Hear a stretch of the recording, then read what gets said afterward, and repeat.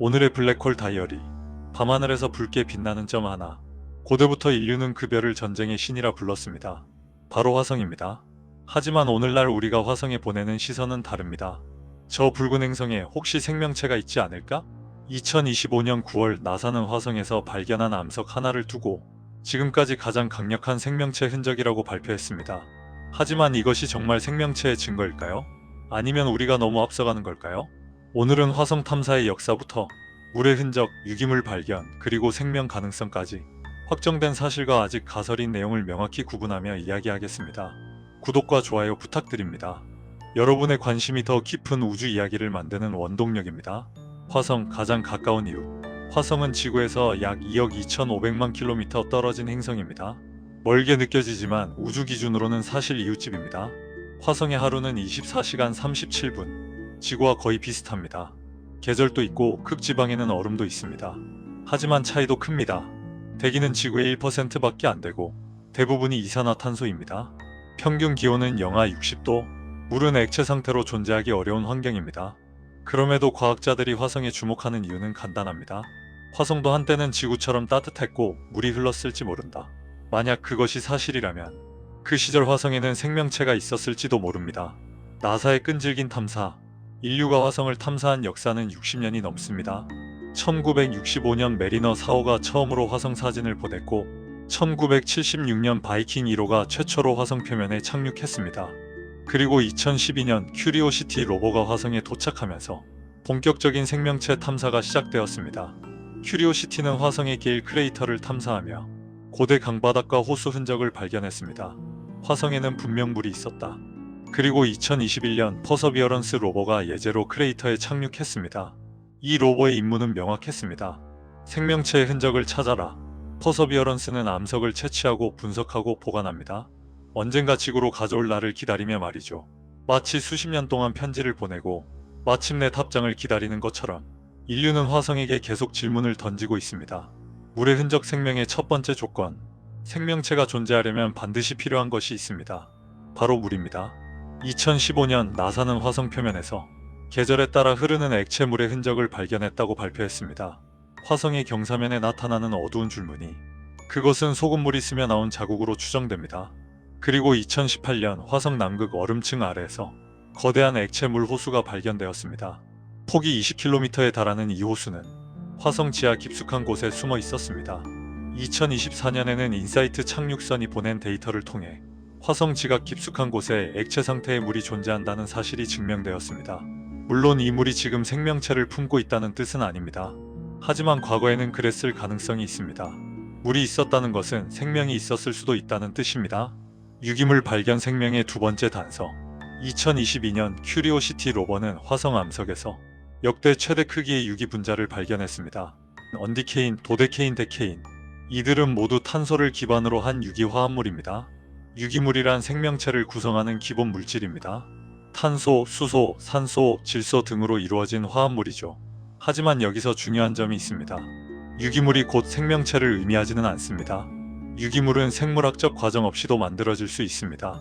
운석에서도 화학 반응에서도 생성됩니다. 따라서 과학자들은 신중합니다. 유기물이 있다는 것은 생명 가능성의 문이 열렸다는 뜻이지 생명체가 있다는 확증은 아닙니다.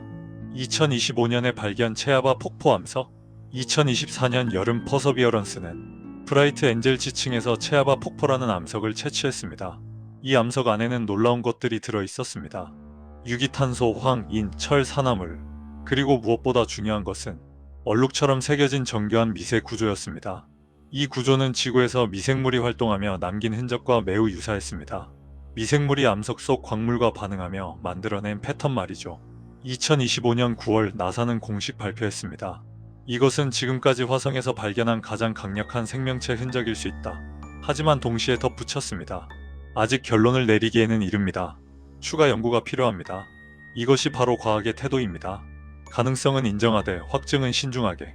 메탄가스의 미스터리. 화성에서는 또 하나의 흥미로운 현상이 발견되었습니다.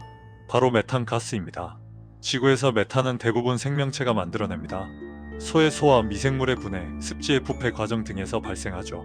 2019년 큐리오시티는 게일 크레이터에서 평소보다 3배 높은 메탄 농도를 감지했습니다. 그것도 이틀 연속으로. 과학자들은 흥분했습니다. 혹시 화성 지하에 미생물이 살고 있는 건 아닐까? 하지만 메탄도 생물 없이 만들어질 수 있습니다.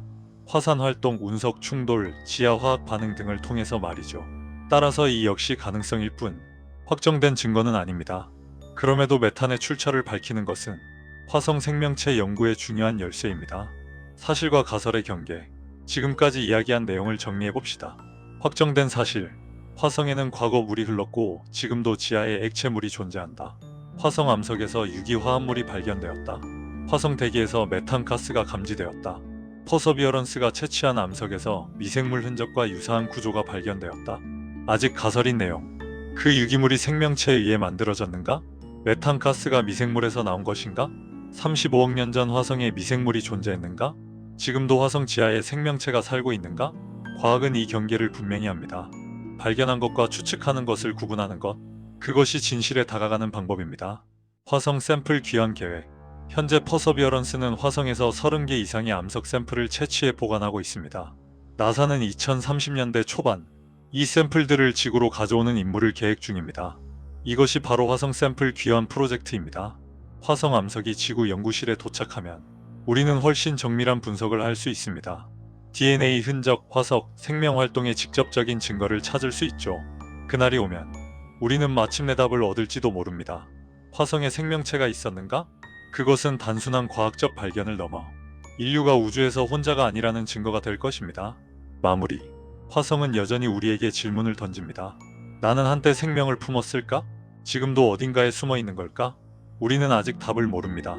하지만 답을 찾기 위해 계속 나아가고 있습니다. 60년 동안 로켓을 쏘아 올리고 로버를 보내고 암석을 채취하고 데이터를 분석했습니다. 그 과정에서 우리는 하나를 배웠습니다. 우주는 상상보다 훨씬 신비롭고 생명은 우리가 생각하는 것보다 훨씬 끈질기다는 것을. 화성에 생명체가 있을까요?